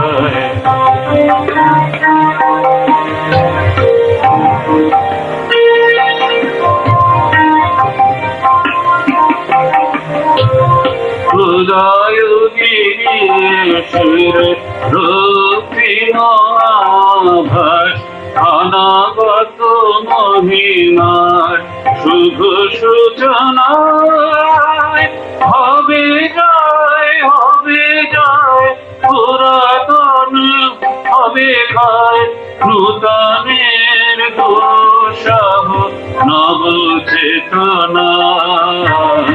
দীপালি দীপালি অচুপলো আলো জালে, জ্যোৎস্নার মাধুরী ফুটায়,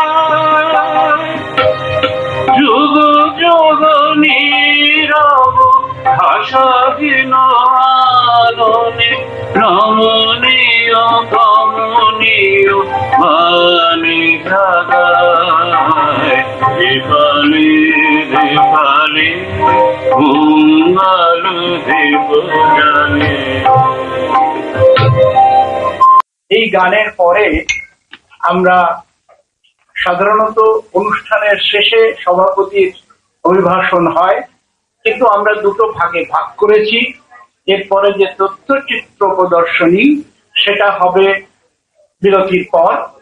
তার আগে আমাদের এই পর্বের যে সমাপ্তি ঘোষণা করা, সেজন্য মহারাজ আসবেন। আর তারপরে আরো কিছু অনুষ্ঠান থাকবে, সংক্ষিপ্ত অনুষ্ঠান থাকবে। স্বামী সুপর্ণানন্দজি তার সভাপতির অভিভাষণ দেবেন। আগে মহারাজ আসছেন, আপনারা মহারাজের বক্তব্য শুনুন। শ্রীমতী লীলা রায়ের 125তম জন্মবার্ষিকী সভায় আমরা এখানে সমবেত হয়েছি এবং সঙ্গে সঙ্গে তার সুযোগ্য স্বামী শ্রী অনিল রায়ের তারও 125তম জন্মবার্ষিকী। এই ঘটনাটি আপাত দৃষ্টিতে মনে হবে খুবই আকস্মিক, কিন্তু তা নয়। এরা দুজনেই সহজ প্রাচী ছিলেন এবং একজনের জন্ম হয়েছিল 1900 খ্রিস্টাব্দে, লীলা মাতাজি, লীলা দেবী, আর অনিল রায় 2001 সালে। সমাজের ছোট বড়, কিন্তু আজকের এই তারিখটা এমন ভাবে করা হয়েছে যাতে 125তম বর্ষটি দুজনেরই পূরণ হয়। আমরা এই দুই মহান আত্মাকে সশ্রদ্ধ চিত্তে স্মরণ করি, প্রণাম করি। এখন তাদের জীবনী ধরে ধরে আলোচনা করার এবং তার শোনার সময় আমাদের অনেক সময় থাকে না। আমরা আর একটা তাত্ত্বিক আলোচনা করে বিদায় নিই, কিন্তু আমি বলি যে আপনারা তাদের ছোট্ট জীবনীটি বেরিয়েছে সেটি পড়বেন।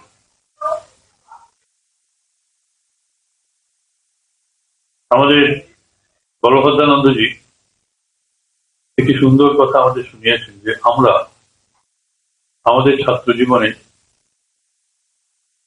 জয়শ্রী পত্রিকার নাম শুনিনি এবং লীলা রায়ের, অনিল রায়েরও নাম শুনিনি। এরা ইতিহাসের পাতায় তেমন ভাবে উল্লেখিত নন। যারা অল্প স্বল্প মানুষ যারা শুনেছিলেন, তারা কেউ কেউ আংশিক ভাবে শুনেছিলেন, কেউ কেউ সচেতন ভাবে। আমার 65-এই আকস্মিক ভাবেই চন্দননগরে তাদের আশ্রমে যাওয়ার সৌভাগ্য হয়েছিল। আমরা শঙ্কর এখানে আছি, শঙ্কর তার ভ্রাতুষ্পুত্র, এবং ওই যে জ্ঞানাঞ্জন দাদা আছেন, বিজয় দাদা আছেন। এদের পিতৃদেব আমাদের কলেজে, নরেন্দ্রপুর কলেজে কেমিস্ট্রির অধ্যাপক ছিলেন, সুশীল বাবু। তারপর ওরা সোনারপুরে উঠে যান। অরবিন্দ দা, ওদের বড় ভাই, তিনি আমাদের ফিজিক্সের অধ্যাপক ছিলেন এবং সংযত সুপুরুষ। আর এদের মতো বোধহয় এতটা দুর্বল শরীর ছিল না, তিনি একটু ভালো শরীরে অধিকারী ছিলেন। সুতরাং এই পরিবারটির সঙ্গে, অর্থাৎ লীলা রায়ের এই বংশের সঙ্গে আমাদের একটা সম্যক পরিচয় হয়েছিল। আমি আমাদের প্রথম বর্ষের ছাত্রদের 65-এ চন্দননগর তীর্থ ভ্রমণে নিয়ে যাওয়া হয়েছিল। সেখানে গিয়ে আমরা খুঁটিনাটি সব দেখে এসেছিলাম। সেখানে এরা কেউ ছিলেন না 65, কিন্তু সমস্ত দেখলাম। এটা হতশ্রী মনে হয়েছিল, সেই স্মৃতি আমার এখন আছে। আপনারা গেছেন কিনা জানি না, এখন চন্দননগরে কিছু নেই বোধহয় এখন, না আছে? বিজয়বাবু, বিজয়দা, চন্দননগরে কিছু আছে এখন? এখন কিছু নেই, সেই বাড়িটারই নেই, সেখানে কিছু নেই হয়তো। যাই হোক, থাকার কথা নয়। জয়শ্রী পত্রিকার সম্পাদকের দপ্তর তো ওখানেই ছিল। আমি জয়শ্রী পত্রিকার অবস্থান সম্পর্কে একটু সন্দিহান ছিলাম, কিন্তু এখন দেখলাম সেটি প্রকাশিত হয়েছে। এটা যদি প্রকাশিত হয়ে থাকে তাহলে আমাদের এখানে আসে না কেন? এটা কি মাঝে মাঝে হয়? এখন বন্ধ। কালের প্রভাব কি করা যাবে। তা আমি একটু অন্যদিকে আলোচনা করি। আপনারা লীলা রায়ের জীবনী মোটামুটি জানলেন। তার পিতৃবংশ ভীষণভাবে উজ্জ্বল। তার পিতৃদের তিনিও মাস্টার্স ডিগ্রি করে অধ্যাপনা করেছিলেন উড়িষ্যাতে, তারপর বিশাল সরকারি চাকরি। এবং তার মাতৃবংশ দাদুরা, মামা দাদু, সেখানেও ওই বাংলাদেশের একটি বিশিষ্ট একটি পরিবার। এই দুটি পরিবারই অত্যন্ত উজ্জ্বল, অমুজ্জ্বল, বৈশিষ্ট্যে নানাভাবে। শিক্ষার আলো তো বটেই, আভিজাত্যের আলো এইসব জায়গা থেকে বিচ্ছুরিত হতো। সকলেই অবাক দৃষ্টিতে চেয়ে থাকত এদের ছেলেদের দিকে, ছেলে মেয়েদের দিকে। সেই বংশে, অভিজাত বংশে লীলা রায় এসেছিলেন। আমি জানি না উনি কি জ্যেষ্ঠ সন্তান ছিলেন, দ্বিতীয় না তৃতীয় বোধ হয়। যাই হোক, মাত্র 6জন ভাই বোন, 6জন তো পুত্র ছিলেন, উনি একা মেয়ে ছিলেন, একমাত্র বোন ছিলেন। 6 ভাইয়ের মধ্যে একমাত্র বোন। 7 ভাই চম্পা হতে পারেন, যাই হোক, এক বোন। হ্যাঁ, 3 ভাই, পরের 3 জন মারা যান। আমি বইতে বললাম 3 জন ছিলেন না, 5-6 ভাই, 6 ভাই এখন দেখে আছে। রাখো সে কথা যাক, কিন্তু ব্যাপারটা হচ্ছে আদুরে মেয়ে তো বটেই। এবং তিনি পাশ করার পরে, সেই যুগে ফার্স্ট ক্লাস পাস করার কম কথা নয় ইংরেজিতে। এবং vice chancellor, Dhaka university vice chancellor বাধ্য হয়েছিলেন ওকে ভর্তি করতে। এটা তার একটা প্রচেষ্টা ছিলই, কিন্তু তার ফ্যামিলিরও একটা ছিল, সমর্থন এবং প্রভাব ছিল। সে যাই হোক, এবং পাস করার পরেই তিনি দিকে দিকে সাড়া ফেলে দিলেন। কতগুলো অর্গানাইজেশন করেছেন, কতগুলো স্কুল প্রতিষ্ঠা করেছেন নারী শিক্ষার জন্য। যেখানে যেখানে দুর্ভিক্ষ হয়েছে, যেখানে যেখানে রিলিফের ব্যবস্থা করা দরকার, সেখানে সেখানে ছুটেছেন। আমাদের প্রথমেই মনে করবে যেন ভগিনী নিবেদিতা ছুটছে। নিবেদিতা হয়তো প্রতিরূপ থেকে। স্বামীজি বেঁচে থাকলে কি বলতেন আমি জানি না। 2 বছর বয়স তখন স্বামীজি চলে গেছেন। যে ভাব শিষ্যাও হতে পারে। নিবেদিতার সাথে হয়তো তেমন দেখাটা হয়নি, কারণ তখন বয়স তো খুব কম, 11 সালে নিবেদিতা চলে গেলে। তার বয়স হয়তো তখন 12-13 বছর। কিন্তু সেই স্পিরিটটা তার ভেতরে কাজ করেছিল। এবং আপনারা যখন বই তার জীবনী পড়বেন, তখন ভাববেন, পড়তে পড়তে অন্তত ধ্যাননেত্রে একটু দেখবেন যে এই মেয়ের স্বামী জোগাড় করা কি কঠিন ব্যাপার, বা যিনি স্বামী হবেন তার পক্ষেও কিরকম দুর্ভাবনার ব্যাপার। কিন্তু অবাক হয়ে দেখলাম তিনি নিজেকে সমর্পিত করে দিয়েছেন। সাংখ্যের পুরুষের মতো প্রচন্ড গাম্ভীর্য নিয়ে অনিল রায় থাকতেন। তার কবিতা, গান, এইসব দেখবেন। তিনিও ইকুয়ালি ইন্টেলিজেন্ট, বুদ্ধিমান। এবং সহপাঠীর প্রতি সাধারণত একটু অবহেলায় থাকে। তুই তাকারই চলে, এইসব চলে, শ্রদ্ধা ভক্তি থাকে না। আমি এই যুগেও দেখেছি, সহপাঠীরা যখন বিবাহ বন্ধন আবদ্ধ হয়, আমি প্রথমেই বলেছি তুই তাকারই চলবে না। বলে কি করে হবে সেটা? এতদিন তুই তাকারই করে এসেছি, তাহলে সেটা সংযমের মধ্যে আনতে হবে। যদি না আনো তাহলে এই বিয়ে আমি মত দিচ্ছি না। তাহলে থাকে না, সম্পর্কটা থাকে না। শ্রদ্ধার ভাবটা থাকতে হবে, পরস্পর শ্রদ্ধার ভাব। তিনি তাকে গ্রহণ শুধু করলেন না, আমি তো বলি তিনি যদি লীলা হন, উনি লীলাময়। এই লীলা চাঞ্চল্য ওই লীলাময়ের ভেতরেতে একেবারে অনুপ্রবিষ্ট হয়ে স্তীমিত হয়ে গেছে। এইখানেই দাম্পত্য জীবনের একেবারে আমি তো বলবো সার্থকতা, চরম প্রকাশ। হ্যাঁ, আমি ব্যক্তি জীবনে প্রখর হতে পারি, সেই পারকর্যে হয়তো সকলের চোখ ধাঁধিয়ে যায়, এমনকি স্বামীরও, কিন্তু না, এ সমস্ত বিসর্জন দিয়ে আত্মবিলয়, এর সাধনাটা যদি কেন্দ্রে না থাকে তাহলে দুটো সত্তা একসাথে মিলতে পারে না। বিবাহ আমাদের তাই বলে। তা এজন্য বলছেন যে অলকরঞ্জন দাশগুপ্ত আমাদেরও মাস্টারমশাই ছিলেন। আমি যদি বাংলা পড়তাম তিনি আমার টিচার হতেন, আমরা তার বক্তৃতা শুনতাম লুকিয়ে লুকিয়ে, তার সাথে রাস্তায় আলোচনা হতো ঘন্টার পর ঘন্টা, উনি ব্যাগ কাঁধে বসে থাকতেন।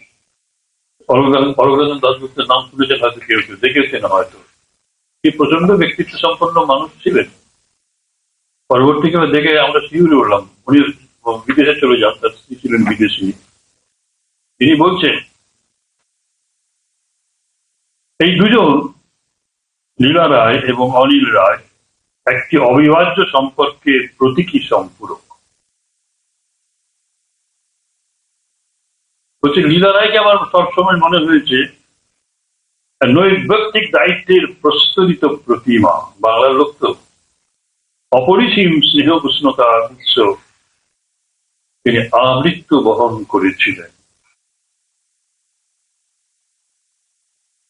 বলছে তার সামনে দাঁড়াবার আগে, মানে ওই শ্রীমতী লীলা নাগ, তখন তিনি লীলা রায়, বা তার সামনে দাঁড়াবার আগে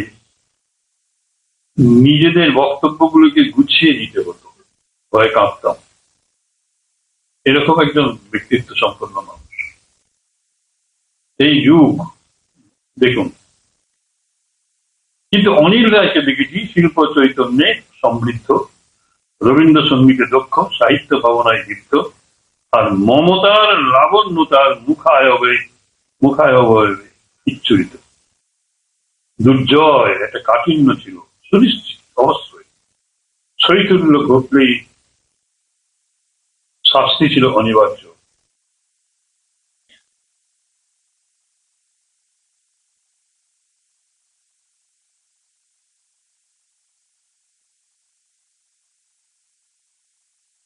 যাই অনিল বাবু ছিলেন চিক বৃত্তিতে পথচারী। এই যে অনিল রায় সম্বন্ধে একটু বর্ণনা আছে, থাকা উচিত।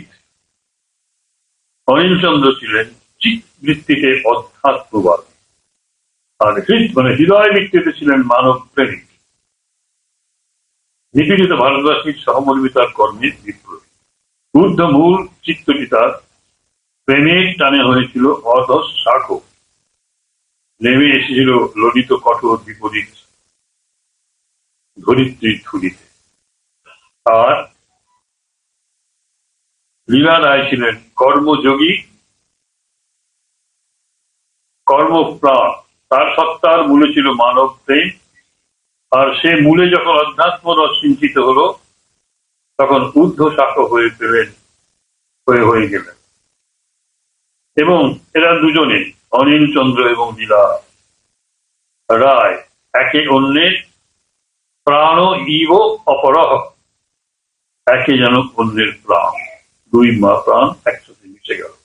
কর্মযজ্ঞের শুরুতে অনিল রায়ের হাতে গড়া সেদিনকার কোন প্রথম সারির সহকর্মী এমনতর ইঙ্গিত করেছেন যে লীলা রায়ের বিপ্লবী সত্তা যেন স্বতন্ত্র, কিন্তু প্রকৃত প্রস্তাবে লীলা রায়ের জীবন সাধনাকে অনিল চন্দ্রের জীবন সাধন থেকে বিচ্ছিন্ন করে দেখা অন্ধের হস্তি দর্শন। তারা ছিল তাদাত্ম চিত্ত। এটাই দেখবা এই যুগল সম্মিলনে যে মূর্তি প্রকাশ পেয়েছে, সেই মূর্তি আজকে আমাদের ভালোবাসার পাত্র হয়ে দাঁড়িয়েছে। আমরা তাদেরই সামনে নতজানু হই এবং তাদের এই জয়শ্রী পত্রিকা আজকে হয়তো অনেকদিন পরে বের হচ্ছে, মাঝে মাঝে বের হলেও যারা এ ব্যাপারে উৎসাহী তারা এটা পাবেন। বড় বড় লাইব্রেরিতে যদি একখান করে দেন তাহলেও অনেক উপকার হবে। তবে কালের বিধানকে তো মানতেই হয়, কাল কাউকেই ক্ষমা করে না। কিন্তু রবীন্দ্রনাথ যখন বলেছেন তার সেই জন্মদিনের কবিতাতে,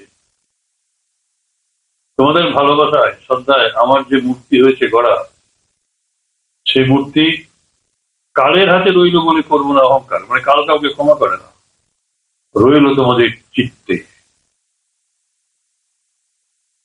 এরই স্থান হবে আমাদের চিত্তে, মহাকাল ক্ষমা করবে না, কিন্তু মানব সমাজ কিন্তু অবিচ্ছিন্ন গতিতে এগিয়ে যাবে। ব্যাটন একজনের হাত থেকে আরেকজনের যাবে, আরেকজনের হাতে যাবে। আমরা এইভাবেই এদের সম্বর্ধনা জানাবো। আজকে এই যে অনুষ্ঠানটি করেছেন আপনারা সকলে মিলে, এই যে অম্লান কুসুম, অম্লানদা, পলাশ মণ্ডল এবং বিজয়বাবু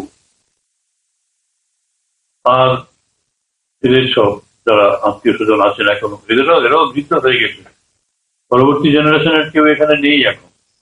শঙ্কর, তোমার ছেলে মেয়েদের তুমি আনতে পারতে, তারা দেখতো যে আমাদের এরকম করতে হবে পরবর্তীকালে। এই পারম্পর্য বজায় না থাকবে আমরা কোথায় দাঁড়াবো? আচ্ছা, বিজয়ের আগে আচ্ছা, এরাই চলো, ওদের হাতে ম্যান্টেল অফ লিডারশিপ পড়বে। আপনারা দেখবেন কিভাবে এইসব আলোচনা হচ্ছে, কিভাবে এগুলিকে সংগঠন করা হচ্ছে। বিশেষ আমি আর কিছু বলছি না, কারণ তার জীবনী আমরা মোটামুটি জানলাম, কিন্তু সেই জীবনী থেকে আমাদের যেটি উদ্ধার করে নিতে হবে, এই জীবন দুটি থেকে যে দুটি বিপরীত ভাবনা আছে তাদের দুজনের ভেতরে, এই ভাবনার ভেতরটিকে, ভাবনার ভেতরের যে পার্থক্যটা, এই পার্থক্যগুলোকে কিভাবে আত্মসাৎ করা যায়, এই অসীম ভালোবাসায় একজন অপরের সঙ্গে মিলে যেতে পারে। এটি আমাদের প্রাত্যহিক জীবনে আমরা সব সম্পর্কিত কনফ্লিক্টের মধ্যে থাকি। চরিত্রের কাঠিন্য আরো বেশি, ব্যক্তি স্বাতন্ত্র্যের কাঠিন্য যেটা, তার বেড়া ভেঙে বেরিয়ে আসা খুব কঠিন। তা এই দম্পতি একটি আদর্শ দম্পতি, যেটা বললাম, লীলাময়ের ভেতরে একাকার, সাংখ্যের পুরুষ এবং প্রকৃতি সম্মিলন। সেটাও কোনো কোনো লেখক কাজ করেছেন, এবং এই বইটি আমার কাছে খুব ভালো লাগলো, কারণ সেই যুগের বিখ্যাত সাহিত্যিক সব এদের দুজনের সম্বন্ধে বলেছেন, যারা তার সঙ্গ করেছিল। আমি তাদের আবার সেই অমর আত্মার প্রতি আমার প্রণাম নিবেদন করি। জয় মা। শ্রদ্ধেয় স্বামী সুপর্ণানন্দজি মহারাজের সভাপতির অভিভাষণ আপনারা শুনলেন। এরপরে আমাদের একজন যুবক গবেষক অধ্যাপক ডক্টর পলাশ মণ্ডল, যিনি লীলা রায় নিয়ে অনেক কাজ করেছেন, তিনি 2 মিনিট কিছু একটা প্রস্তাব রাখতে চান। আমি তাকে আমন্ত্রণ জানাবো। তার আগে একটা কথা বলি, এর পরের পর্বে তো আমাদের তথ্যচিত্র আছে, কিন্তু লীলা রায়ের একটি দিক আমরা এখানে অনুচ্চারিত থেকে গেল, সেটা আমি বলতে বাধ্য হচ্ছি। সেটা হচ্ছে, আমরা সবাই শুনেছি সব বক্তাদের কাছেই, যে লীলা রায় মোটামুটি 68 সাল পর্যন্ত কর্মব্যস্ত ছিলেন। 68 থেকে 70 তিনি অচৈতন্য অবস্থায় পিজি হাসপাতালে শয্যাশায়ী ছিলেন। আমরা জানি না তিনি গভীর ধ্যানে মগ্ন ছিলেন কি শারীরিকভাবে, যেটা বিজ্ঞানসম্মতভাবে অচৈতন্য ছিলেন, আমরা কিচ্ছু জানি না। কিন্তু 68 সাল পর্যন্ত তিনি সজ্ঞানে ছিলেন। এবার আমরা যদি দেখি 1963 সাল, এই 63 সাল থেকে 68, অর্থাৎ দীর্ঘ 5 বছর দেশনেত্রী লীলা রায় কি করলেন? দেশ স্বাধীন হয়ে গেছে, যে অত্যাচারিতা নারীরা তারা এসছেন ওদেশ থেকে, তাদের জন্য বিজয়া হোস্টেল তিনি করেছিলেন। বিজয়া হোস্টেলের একটা বড় শাখা ছিল বসিরহাটে। আমাদের বসিরহাটের অনেক বন্ধুরা এখানে এসছেন। আমাদের পরবর্তী অনুষ্ঠান 23শে জানুয়ারির কাছাকাছি আমরা বসিরহাট টাউন হলে করব, সেটা স্বতন্ত্র ব্যাপার। কিন্তু 63 সালের আগে পর্যন্ত তিনি জয়শ্রী সম্পাদিকা, অবশ্যই তিনি আজীবন জয়শ্রী সম্পাদিকা বলেনি, তারপরে যিনি সম্পাদক হয়েছিলেন তিনি অসাধারণ বিদ্বান, সর্বত্যাগী সুনীল দাস, তারপর অধ্যাপক সমর গুহ এবং তারপর বিজয় নাগ। এখন এই 63 সাল থেকে 65, অর্থাৎ যতদিন তিনি 68 সজ্ঞানে ছিলেন, ততদিন তার জীবনে কিন্তু একটা যুগান্তকারী ঘটনা ঘটে গেছে। তিনি নিজে সেটা উল্লেখ করেছেন। আমাদের অনেকের অনেক অনীহা ছিল এতদিন পর্যন্ত, কিন্তু বিচারপতি মনোজ কুমার মুখোপাধ্যায় আসার পর তিনি আমাদের ভারতবর্ষকে যা দিয়ে গেছেন, তিনি বললেন যে ফৈজাবাদ সবশেষে, নৈমিষারণ্য, প্রথম লখনৌ, নৈমিষারণ্য, অযোধ্যা, বস্তি এবং শেষে ফৈজাবাদে যে সন্ন্যাসী, তিনি তার বিচারপতি মনোজ কুমার মুখোপাধ্যায় আপনারা সবাই অবগত, দুটি হাইকোর্টের তিনি চিফ জাস্টিস ছিলেন, পরে সুপ্রিম কোর্টের তিনি সিনিয়র জাজ ছিলেন, আর 1 বছর চাকরি থাকলে তিনি চিফ জাস্টিস হতেন। তিনি কিন্তু বললেন আমার ডকুমেন্টারিতে, মানে আমি তার পরিচালক ভাগ্যবশত, ব্ল্যাক বক্স অফ হিস্ট্রি, সেখানে তিনি বললেন যে ওই ভগবানজি গুমনামী বাবা আপনারা যাকে বলেন, তিনি যে সুভাষচন্দ্র, এতে আমার কোনো সন্দেহ নেই। আমি 100% বিশ্বাস করি তিনি সুভাষচন্দ্র। সেই সুভাষচন্দ্রকে, সন্ন্যাসী সুভাষচন্দ্রকে মহাকাল বলি, ভগবানজি বলি, প্রেস তাদের অজ্ঞতার জন্য গুমনামী বাবা বলে, সেই সুভাষচন্দ্র, স্যার মাফ করবেন, সুভাষচন্দ্রকে কিন্তু ফিরিয়ে দিয়েছিলেন আমাদের কাছে, ভারতবাসীর কাছে দেশনেত্রী লীলা রায়।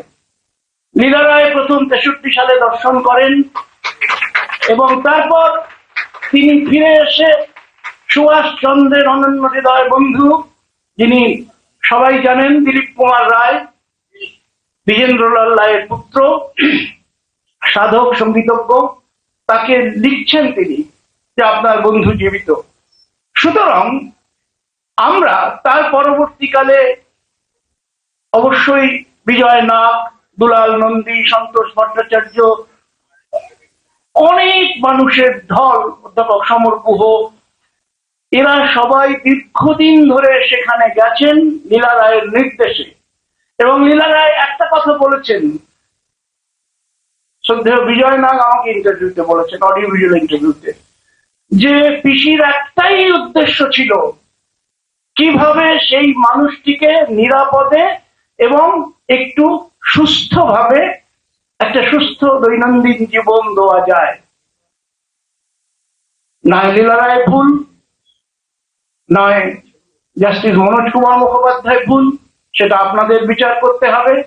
কিন্তু আমরা যারা বিশ্বাস করি, চন্দ্রসূর্যের মতো বিশ্বাস করি, কি 63 সালে সুভাষচন্দ্র অনেক আর কয়েক বছর আগেই এসেছিলেন আমাদের গবেষণা বলে, কিন্তু 63 সালে অ্যাটলিস্ট লীলা রায় তার সাথে দেখা করেন, দীর্ঘদিন দীর্ঘ সময় কাটান এবং তার পরবর্তীকালে তিনি রাজনীতি থেকে সন্ন্যাস নিয়ে বাকি সারাটা জীবন সেই মহামানবের সাধনায় তিনি জীবন কাটিয়েছেন। আজকে কিন্তু সেইটা অনুচ্চারিত থেকে গেলে লীলা রায়ের প্রতি আমাদের অবিচার হবে। সুতরাং এই ডকুমেন্টারিতেও যারা বাংলাদেশের গবেষকরা করেছেন তাদের অজস্র ধন্যবাদ, কৃতজ্ঞতা, কিন্তু তারা ওই পর্বটা ছুঁয়ে যেতে পারেননি। তারা সুন্দরবনের বাড়িতে, শ্রীবাড়িতে গেছেন, কিন্তু সেটা ছুঁয়ে যেতে পারেননি। কিন্তু আজকে কিন্তু আমাদের মনে রাখতে হবে 1917 সাল থেকে আর 63 সাল পর্যন্ত, মানে 17 বছর বয়স থেকে 63 বছর বয়স পর্যন্ত লীলা রায়, তিনি সমাজসেবী, তিনি শিক্ষাবিদ, তিনি স্বাধীনতা সংগ্রামী, তিনি সুভাষচন্দ্রের জীবন সমন্বয়ী জীবনবাদের একদম মানে প্রকৃষ্ট উদাহরণ, কর্মযোগী, যেটা মহারাজরা সবাই বললেন। কিন্তু 63 সাল থেকে 68 সাল পর্যন্ত, আমি জানি না 70 পর্যন্ত হতে পারে, 70-এ তার শরীর গেছে, সেই পর্যন্ত তিনি যা করেছেন সেটা আমাদের দেশনায়ক সন্ন্যাসী সুভাষচন্দ্রকে ফিরিয়ে নিয়ে দিয়েছেন, এ কথা বলতে আমার কোনো দ্বিধা নেই।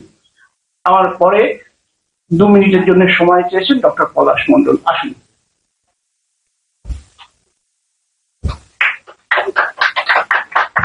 অনেক ধন্যবাদ।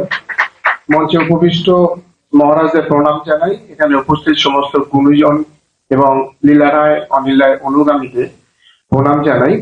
আমি একজন গবেষক হিসাবে সিধু কানু বিশ্ব ইউনিভার্সিটিতে আমি এখন অ্যাসোসিয়েট অধ্যাপক হিসাবে ওখানে পড়াই।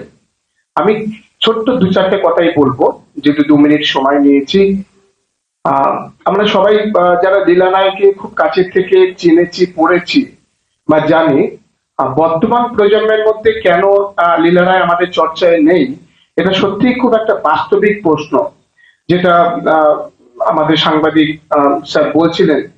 তো আমি একটু এই জন্যই বলি যে লীলারায়ের জীবন দর্শন, তার ভাবনা চিন্তা 1947 সালে আগে একরকম, দেশভাগের পরে আর এক রকম, এবং 1923 সালে তার দীপালি সংঘ আর 2023 সালে দীপালি সংঘ নিয়ে যখন 100 বছরের আলোচনার কথা উঠে আসেনি, আমি সেই সময় সৌভাগ্যবশত বাংলাদেশের একটি আলোচনায় বলেছিলাম যে আপনারা রোকেয়াকে নিয়ে এত আলোচনা করেন, লীলারায় দীপালি সংঘ যেভাবে বাংলাদেশের নারী জাগরণের পথিকৃৎ হয়ে উঠেছিল তার আলোচনা নেই কেন?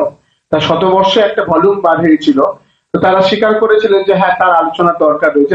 আমরা তো এখানে তো পশ্চিম বাংলায় তার রোকেয়াকে নিয়ে আলোচনা করে থাকি। আর 80-র দশকে যে ফেমিনিস্ট মুভমেন্টের যে ধারাগুলো তৈরি হয়েছিল, বারবার পাশ্চাত্যের ধারণা অনুসরণ করে আমরা ভার্জিনিয়া উলফ বা অন্যান্য যারা ব্যবহারের কথা আমরা বারবার বলে থাকি যে তারাই সব, কিন্তু না, লীলানাথটার অনেক আগে এই নারীদের উন্নতি, নারীদের এম্পাওয়ারমেন্ট, তাদের নিজস্ব পায়ে দাঁড়ানো, সবকিছুর কথা কিন্তু লীলারায় অনেক আগে বলেছিল। তাহলে তাকে আমরা কেন ভারতবর্ষে এবং এই বাংলার নারীবাদী পথিকৃৎ বলে উঠতে পারি না কেন? এটা একটা খুব গুরুত্বপূর্ণ প্রশ্ন আমি করেছিলাম জেরাল্ডিন ফোর্বসকে, যিনি Cambridge history of India, women in India, modern India, এই 4th ভলিউমে তিনি অজস্র নারী সংগঠনের কথা লিখলেও দীপালি সংঘের কথা উল্লেখ করেননি। অথচ তিনি আজকে ভারতবর্ষে বা পশ্চিমবঙ্গের বিভিন্ন প্রান্তে বক্তৃতা করে বেড়ান। তাকে আমি ব্যক্তিগতভাবে বলার পরে উনি উত্তর দিতে পারেননি যে কেন তিনি এই চর্চাটা আনেননি। যার নাম সবসময় আমরা AIWC থেকে শুরু করে, AICC থেকে শুরু করে সব সংগঠনে এবং আর্কাইভাল ডকুমেন্টস দিল্লিতে, ওয়েস্ট বেঙ্গল আর্কাইভসে বিভিন্ন জায়গায় লীলারায়ের এত তথ্য পাওয়া যায়, অথচ তাকে আমরা সেই চর্চা এখনো পর্যন্ত স্বাধীনোত্তর ভারতবর্ষে খুব একটা করে উঠতে পেরেছি বলে মনে হয় না। এবং আমার গবেষণালব্ধ বই, এটা ঠিক আত্মপ্রচার নয়, যে শ্রীসংঘের উপরে আমার একটা গবেষণালব্ধ বই কলকাতা বিশ্ববিদ্যালয় থেকে আমি এটা অ্যাওয়ার্ডেড হয়েছি, PhD, এবং সেটা আমি বই আকারে প্রকাশও করেছি। সেখানে সেগুলো তুলে ধরার চেষ্টা করেছি এবং তার যে ভাবনা চিন্তা, মহারাজরা খুব সুন্দরভাবে তার জীবন দর্শন তুলে ধরলেন যে আমি আত্মনিবেদিত বিপ্লবী, পেছুটান রাখি না। আর তাকে কখনো ভোজের উৎসবেও দেখা যায়নি আর ভোগের উৎসবে দেখা যায়নি, তাকে গেছে সবসময় ত্যাগের উৎসবে। তাই তার এই জীবন দর্শন আজ 21 শতকে দাঁড়িয়ে আমরা যারা ইয়াং জেনারেশন, আমরা যারা পড়াই ছেলে মেয়েদেরকে, তাদের কাছে তার জীবন দর্শন তুলে ধরাটা খুব দরকার হয়ে পড়েছে। এবং সে কারণেই আমি যে কথাটা ফাইনালি বলতে চাই যে তার মতো মহিষী নারী, তার মতো নিবেদিত প্রাণ নারী, তার কথা আমি আজ সিধু কানু বিশ্ববিদ্যালয়ের বিশ্ববিদ্যালয়ের ইতিহাস পাঠ্যক্রমে, MA ইতিহাস পাঠ্যক্রমে 2টো ইউনিটকেই করে দিয়েছি লীলানাগের জীবন এবং তার কার্যাবলী এবং স্বাধীনোত্তর বাংলায় তার যে কার্যাবলী, অর্থাৎ দেশভাগ, উদ্বাস্তু সমস্যা। এবং আপনারা জানেন যে লীলানাগের একটা বড় অংশ, অর্থাৎ দেশভাগের পর যে পশ্চিমবঙ্গে যে গণ আন্দোলন চলেছিল একদম 50-এর দশকে, প্রত্যেকটা আন্দোলনে তিনি মূলধারা রাজনীতিতে, অর্থাৎ ফরওয়ার্ড ব্লক যেটা প্রজা সমাজতান্ত্রিক দলের সঙ্গে মার্চ হয়ে গিয়েছিল, সেই মূলধারায় তার যে বক্তব্যগুলো যদি আমরা পেপার কাটিং বা আর্কাইভস থেকে দেখি, ভাবতে পারবেন না যে কিভাবে তিনি প্রত্যেকটা প্রান্তিক মানুষের কথা বলছেন। আর আজকাল যুগে রাজনীতি দেখলে মনে হয় যে কতটা তফাৎ তিনি তৈরি করে দিয়েছিলেন।